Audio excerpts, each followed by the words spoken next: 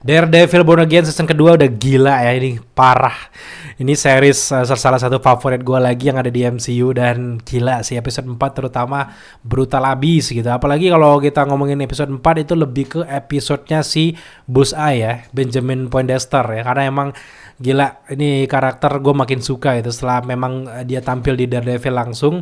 Enggak yang gue langsung wah ini keren-keren, enggak, tapi lebih memandang dia vigilante biasa aja. Tapi entah dibikin sama MCU kok gue jadi kayak menikmati banget ya ceritanya dia. Di samping gue juga penasaran sama cerita dari Daredevil Matt Murdock langsung ya. Tapi Bullseye sih gila sih, apalagi yang ada di cafe itu dia mesen susu kacang, coklat susu itu kan yang ada juga di versi Netflixnya kan.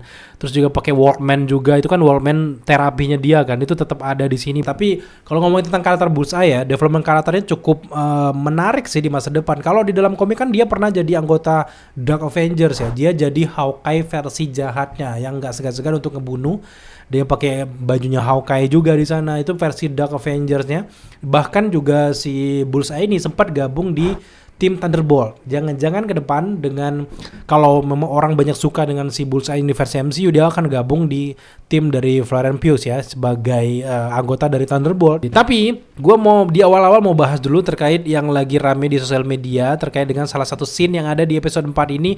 Katanya ini ada The Watchers yang sedang mengawasi adegan perkelahian antara Kingpin, Vanessa Fix, kemudian juga ada Bullseye, kemudian juga ada Daredevil yang ada di ruangan tinju itu kan, tiba-tiba ada matanya si The Watchers. Heboh banget tuh gue lihat ya, sengaja banget siapa ya, gue nggak tahu siapa yang memframing, tapi setelah gue nonton lagi nggak ada men, itu cuman siluet pandangan dari dalam ruangan karena ada dua lampu matanya kayak seolah-olah memang akhirnya bentukan ini pecahannya kayak The Watcher. Tapi lagi-lagi mungkin suatu saat mungkin kalau Marvel butuh The Watcher untuk cerita mereka untuk mengumpulkan para hero, salah satunya mungkin Daredevil, ya sah aja sih pakai scene ini ya. Tapi kalau kita lihat lagi saturasinya, kita terangin kayak kontrasnya gitu ya, kita terangin lagi memang ini bukan The Watcher ya. Secara keseluruhan setelah menyaksikan episode 4, gue puas banget sih dengan mulai dari Curse-nya itu gerejanya, kemudian juga Suster Maggie-nya belum ada memang, tapi setidaknya di sini Matt Murdock mulai bersinggungan lagi dengan gerejanya di masa kecil, dan akhirnya kita melihat juga dia memburu si Bullseye ini sampai ke apartemennya, dan akhirnya ketemu di sana di dalam apartemen, mereka berantem. Gila, gue akhirnya ngelihat lagi si Daredevil berantem sama si Poindexter ini, dan itu pas dia buka Walkman kan, ngambil kaset CD, wah itu men, itu gila banget. Itu salah satu adegan the best juga di Daredevil menurut gue, itu enak banget dilihat. Tapi yang makin bikin gue terenyuh adalah kata-katanya si Bullseye ini, dimana dia bilang bahwa izinkan gue untuk melakukan satu kebaikan, minimal satu kebaikan gitu, dan tujuan utamanya adalah untuk membunuh orang yang memerintahkan dia membunuh si Foggy Nelson, salah satunya Vanessa Fitz atau enggak ya Kingpin sekalian gitu. Dan kita lihat di ending Vanessa ternyata kena pecahan di bagian keningnya ini, dan itu fatal. Dan gue nggak tahu nasib Vanessa nanti, apakah dia meninggal atau sekarat atau justru gimana, karena emang kalau meninggal oke lah, memang gue ngerti nanti akan bikin kayak Kingpin gila-gilaan sampai ke episode akhir dari season kedua. Dia akan ngamuk, dia akan ngeburu si Poindexter ini, dia akan memburu Daredevil juga mungkin. Tapi kalau meninggal, gue merasa bahwa sosok Vanessa ini terlalu penting untuk dihilangkan gitu aja, karena memang udah mulai terbangun nih alur development karakter dari Vanessa ini. Ternyata dia ketemu sama gubernur itu kan, dia akhirnya gubernur bilang bahwa kenapa kamu ngajak si Kingpin, bukankah kamu sendiri sebenarnya bisa untuk membolak-balikan keadaan politik ini. Artinya itu jaringan si Vanessa lebih luas dan lebih berpengaruh dari si Kingpin tahu, termasuk juga yang penonton tahu itu. Artinya kalau tiba-tiba si sutradara ataupun penulis membuang karakter Vanessa ini langsung, akhirnya nggak menyelesaikan development ceritanya, di mana si Vanessa inilah yang akhirnya mengendalikan si Kingpin.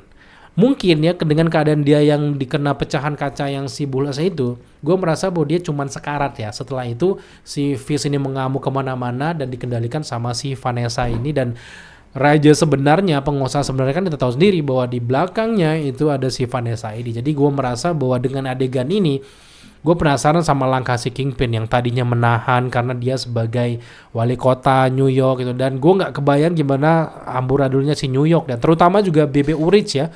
Bebe Urich gue serem juga tuh gimana nasibnya nanti. Terus selanjutnya juga Angelina Del Toro, kita bisa melihat si Daredevil bilang bahwa responsibility itu kayak mengarah ke kata-kata Spider-Man tentang tanggung jawab yang besar, dan akhirnya resmi si Angelina Del Toro akan menjadi White Tiger. Jadi kita akhirnya melihat dia, dan keseluruhan gue cukup senang dengan apa yang dihadirkan di episode 4 ini, dimana Fisk juga punya acara amal kayak gitu, kayak tinju-tinju kayak gitu, dan kebuasannya si Kingpin tuh benar-benar diperlihatkan ketika dia bertanding gitu ya. Selama ini kan ditahan di luar dan ditahan, gue merasa bahwa dengan sekaratnya si Vanessa nanti itu bakal gila parah sih. Di episode 5 itu bakal gila parah kita. Gue ngerti bahwa belum banyak yang nonton Daredevil Born Again season kedua ini, tapi semoga aja nanti video ini bakal ditonton kan. Tapi kalau teman-teman udah nonton pasti relate dengan apa kita bilang, ini ngeri sih. Gue berharap bahwa nanti ke depan bakal banyak anggota-anggota dari The Defenders lainnya, karena emang sampai di episode 4 ini kita belum melihat Jessica Jones, tapi aura-auranya udah jelas ya.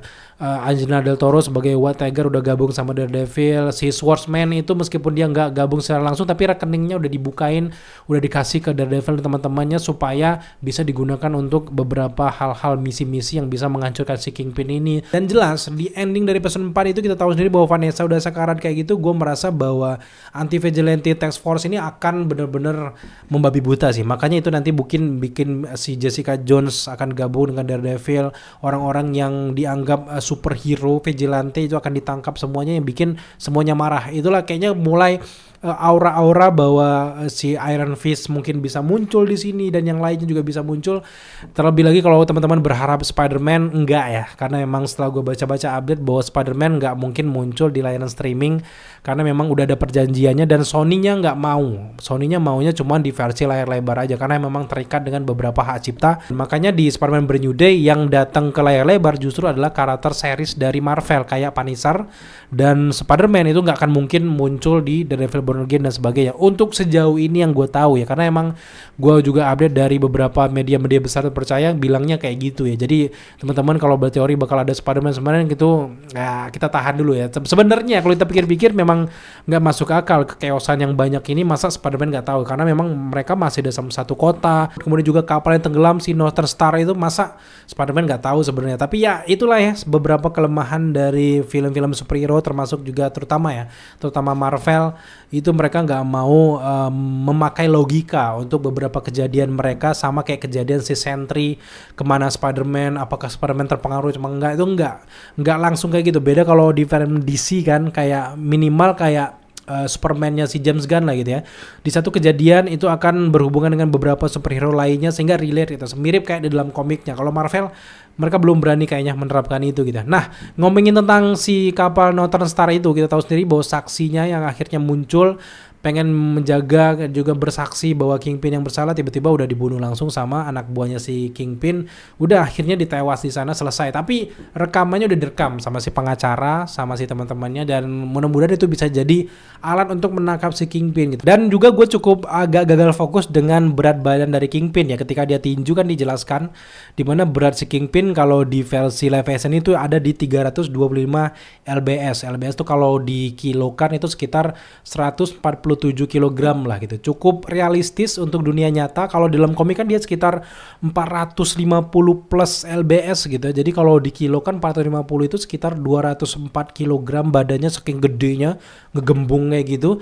Dan itu nggak realistis kalau versi live action ya, versi manusianya, karena itu udah oversize, itu udah overweight karena memang akhirnya bikin penyakitan kan. Dan untuk Easter egg juga gue nggak terlalu fokus dengan Easter egg karena nggak terlalu banyak juga yang hadir di sini. Tapi gue lebih fokus dengan development cerita dari series ini. Tapi untuk Easter egg udah menarik dengan memunculkan beberapa flashback tayangan versi Daredevil dari Netflix, termasuk juga Fogwell Gym, tempat ayah Matt Murdock latihan tinju juga muncul di sini, termasuk juga dengan gerejanya yang di mana si Matt Murdock besar. Kemudian juga ada beberapa hal-hal yang berkaitan dengan si Bullseye kayak milkshake susu, termasuk juga Walkman terapinya itu muncul. Tapi secara keseluruhan dari sinematografi, scoringnya, gelapnya, sinematografi, kayak gimana pengaturan warna itu nggak usah dijelasin lah. Ketika ada Bullseye warna si biru udah mulai muncul, ketika ada Devil warna merah tuh udah eyegasm banget udah gitu. Tapi sekarang kita lebih fokus ke membahas tentang ceritanya gitu. Secara keseluruhan gue senang banget dengan episode 4. Gue terus akan bahas Daredevil sih. Gue nggak peduli tentang view berapa atau berapa.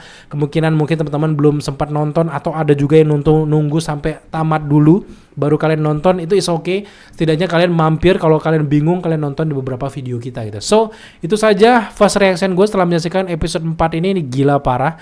Dan next masih ada pembahasan lainnya yang menarik, nggak kalah menarik juga sebenarnya, adalah The Boys season kelima. Udah 2 episode. Next kita akan bahas The Boys season kelima yang gila parah itu. So sampai jumpa di pembahasan kita selanjutnya.